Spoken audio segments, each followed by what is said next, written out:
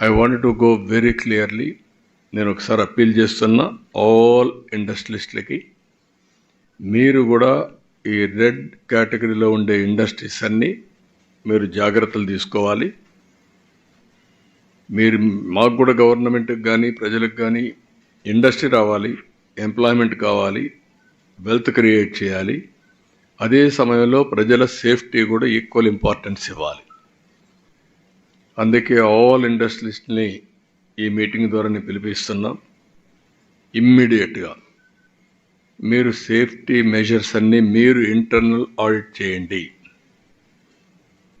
Internal audit చేసుకొని తద్వారా మీరు ఏమేం చేయాలో ప్రికాషన్స్ తీసుకోండి. మేము కూడా డిపార్ట్మెంట్స్కి అందరికీ ఆదేశాలు ఇచ్చాను. రేపు మళ్ళీ ఒకసారి గట్టిగా కూడా ఆదేశాలు ఇస్తాం ఆల్ డిపార్ట్మెంట్స్కి. ఇప్పటికే ఇంత మునుపంతా కూడా కొన్ని తీసుకొచ్చాం. ఎన్ఫోర్స్మెంట్ ఏజెన్సీస్ అన్నీ ఒక కామన్ ప్లాట్ఫామ్ మీద తీసుకొచ్చాం.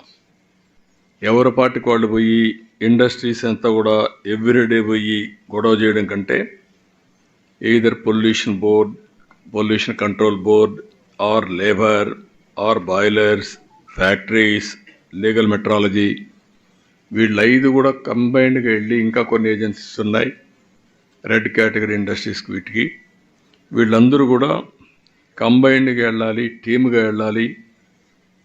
అది కూడా సిస్టమ్ డ్రివన్ సెలెక్షన్ వీళ్ళు చేయడానికి వీలు లేదు. ఆ రోజు మేము పెట్టింది అవి కూడా అనలైజ్ చేయమన్నాను ఇండస్ట్రీస్ మినిస్టర్ సెక్రటరీని. ఒక సిస్టంలోనే వస్తుంది, ఎవరు అడిగే పని లేదు, వాళ్ళు పోయి చెక్ చేస్తారు. చెక్ చేసిన తర్వాత రిపోర్ట్ ఇస్తారు 24 అవర్స్లో. అవి కంపైల్ చేసి మళ్ళా సిస్టంలో పెట్టాలి. అది పెట్టిన తర్వాత ర్యాండమ్ కింద మళ్ళీ అవసరమైతే ఒక ఆడిట్ చేస్తాం వేరే పార్టీని పంపించి, వీళ్ళు కాకుండా. అలాంటి చేసి ఇండస్ట్రియలిస్ట్కి ఎవరికి ఇబ్బంది ఉండకూడదు. అదే సమయంలో వీళ్ళు ఎక్కువ డబ్బులు సంపాదించాలి అనే ఉద్దేశంతో అసలు సేఫ్టీ మెషర్స్ ఫాలో కాకపోతే మాత్రం చాలా ప్రమాదం వస్తుంది. అందుకే ఈ సంఘటన ఒక ఆధారంగా తీసుకుని ఒక ఎంక్వైరీ కమిటీని ఇస్తున్నాను, high level committee. They will go through total scrutiny. ఈ ఇండస్ట్రీలో ఏమేం జరిగింది, ఏమేమి ల్యాప్సెస్ ఉన్నాయి. ఈరోజు నేను చూశాను ఇండస్ట్రీలో ఉండే అవకతవకలు కూడా, వాళ్ళకుండే ఇబ్బందులు కూడా. ఒకతను ఇండస్ట్రీ పెట్టాడు, అతనికి ఉండే ఆర్థిక ఇబ్బందుల్లో కానీ వాళ్ళకుండే దీంట్లో ఇంకొక పార్ట్నర్ని తెచ్చుకున్నారు. ఆ పార్ట్నర్ వచ్చి ఇప్పుడు మనం చూస్తే ఇద్దరు, ఫస్ట్ యాదగిరి రెడ్డి పెట్టాడు, తర్వాత డక్కన్ క్రానికల్స్ వచ్చారు, డక్కన్ కెమికల్స్ వచ్చారు. డక్కన్ కెమికల్ వచ్చిన ఇద్దరిలో గొడవలు వచ్చాయి. వాళ్ళ గొడవలు కూడా దీనికి రిఫ్లెక్ట్ అయ్యే పరిస్థితి వచ్చింది. ఈరోజు ఇంత సీరియస్ ఇష్యూ జరిగిన తర్వాత, ఇంతమంది చనిపోయిన తర్వాత, ప్రమోటర్ ఎవరైతే ఫ్యాక్టరీ పెట్టాడో ఈ should have come. That is his responsibility, fundamental duty. రాకుండా ఎక్కువండే ప్లాంట్ మేనేజర్కి అప్పచెప్పేసి వెళ్ళిపోయే పరిస్థితికి వచ్చాడు. ఇంతవరకు మా అడ్మినిస్ట్రేషన్ కూడా టచ్ లేక రాలేదు. అది కరెక్ట్ అప్రోచ్ కాదు. నాకు ఇండస్ట్రీస్ రావాలి, అదే మరిగా ఇండస్ట్రీస్ని గౌరవిస్తాం. మీరు కూడా బాధ్యత తీసుకోవాలి. బాధ్యత తీసుకోకుండా టేక్ ఇట్ ఫర్ గ్రాంటెడ్, మేము పెట్టుబడి పెట్టాం, మా ఇష్ట ప్రకారం చేస్తాం అంటే కుదరదు. ఆ విషయం గుర్తుపెట్టుకోవాల్సిన హెచ్చరిస్తున్నా.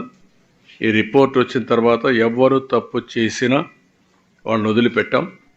Will punish them, no question of compromise on that. Even officers ఎవరైతే ఉన్నారో వీళ్ళు పీరియాడికల్గా వచ్చినటువంటి